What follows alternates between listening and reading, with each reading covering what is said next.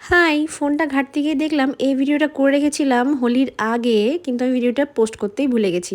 আসলে ভিডিও করাটা একটা অভ্যাস হয়ে গেছে, তাই ভিডিও করি, শেয়ার করি আর না করি, ভিডিও কিন্তু করি, যেহেতু ইউটিউবে ভিডিও করার একটা স্বভাব ছিল। আর এখন তো ভিডিও করাই হয় না, আর সময়ের অভাবে ভিডিও এডিটও করতে পারি না, কিন্তু করে রাখি আমি ঠিকই। তো যাই হোক, ভিডিওটা শেয়ার করে দেই তোমাদের সাথে। আর দেখো, আজকে আমি ব্যাঙ্গালোর রোজ দিয়ে রোজ ওয়াটার বানাবো। তো রোজটার খুব একটা স্মেল ছিল না, আমি জানি না কেমন হবে, বাড়ির গোলাপ দিয়ে খুব ভালো হয় গোলাপ জলটা।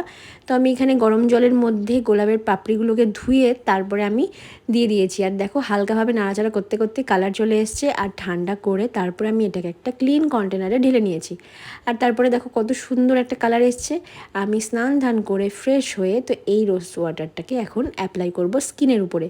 তো অনেক টোনার ইউজ করলে আমাদের র্যাশ ব্রণও বেরোয়, আমার তো অনেকই বেরোয়, আমার ভীষণ সেন্সিটিভ স্কিন, কিছুই শ্যুট করে না। আর আমার স্কিনের স্ট্রাকচার বা কোয়ালিটিও ভীষণ খারাপ, যেটা সত্যি কথা। তো যাই হোক, এটা আমি আগেও একবার ইউজ করেছিলাম, বেশ ভালো, কোনো রকম কোনো গোটা র্যাশ কিচ্ছু হয়নি।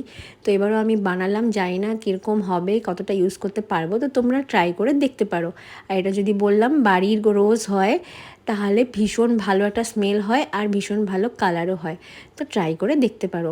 আর ভিডিওটা অনেকদিন আগেই করে রেখেছিলাম, ভিডিওতে আমার একদমই সময় হচ্ছে না যে ভিডিওগুলো পোস্ট করি। তো যাই হোক, এখন আমি ভিডিওটা ঝটপট করে তোমাদের জন্য এডিট করে নিলাম। আর দেখো কতটা ফ্রেশ লাগছে, তাই না? তো এটাকে আমি মোটামুটি ফ্রিজে রেখে 10-15 দিন ইউজ করতে পারবো। আর এই গরমের মধ্যে ফ্রিজ থেকে বের করে টোনারটা অ্যাপ্লাই করলে বেশ ভালোই লাগবে। তো চলো, তোমরাও ট্রাই করে দেখতে পারো। টাটা।